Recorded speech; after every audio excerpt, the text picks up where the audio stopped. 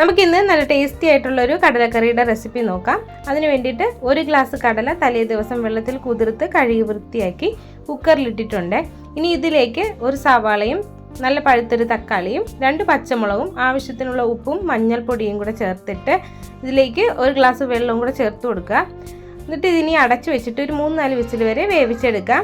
ഇനി ഇതിലേക്ക് ആവശ്യമായിട്ടുള്ള മസാല തയ്യാറാക്കാം. അപ്പോൾ അതിന് വേണ്ടിയിട്ട് കുറച്ച് തേങ്ങ എടുക്കുക. ഇതിലേക്ക് 1 സ്പൂൺ മുളക് പൊടി, 1/2 സ്പൂൺ പെരിഞ്ജീരകം, ഒരു നുള്ള് നമ്മുടെ ചെറിയ ജീരകവും, 1 സ്പൂൺ കുരുമുളകും മുഴുവൻ മല്ലിയും കൂടെയാണ് ചേർത്ത് കൊടുത്തിരിക്കുന്നത്.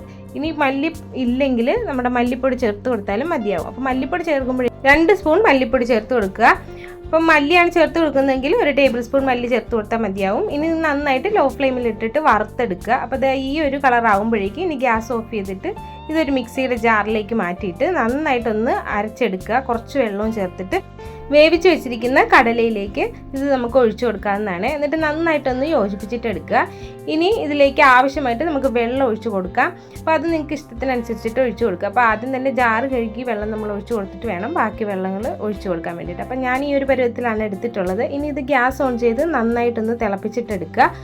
ഇനി ഇതിലേക്ക് താളിച്ചൊഴിച്ച് കൊടുക്കാൻ പോവുകയാണ്. അപ്പോൾ അതൊരു പാത്രം വെച്ച് ചൂടാക്കുമ്പോൾ വെളിച്ചെണ്ണ ഒഴിച്ച് കൊടുത്ത് കടുക് പൊട്ടിച്ചതിന് ശേഷം ഇഞ്ചിയും വെളുത്തുള്ളിയും ചെറുതായിട്ടൊന്ന് കട്ട് ചെയ്തിട്ട് 1 സ്പൂൺ ചേർത്ത് കൊടുക്കുന്നുണ്ട്. രണ്ടും കൂടിയാണ്.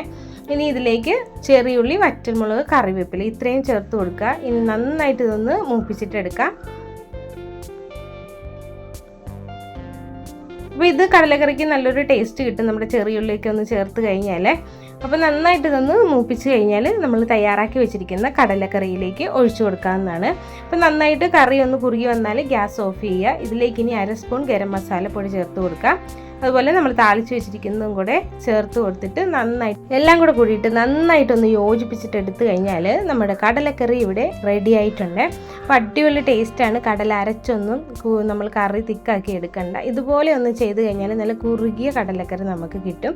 ഇത് പുട്ട്, അപ്പം, ദോശ, ഇടിയപ്പം, പൂരി, ചപ്പാത്തി അങ്ങനെയുള്ള എന്തിൻ്റെ കൂടെ വേണമെങ്കിലും കഴിക്കാനായിട്ട് അടിപൊളിയാണ്.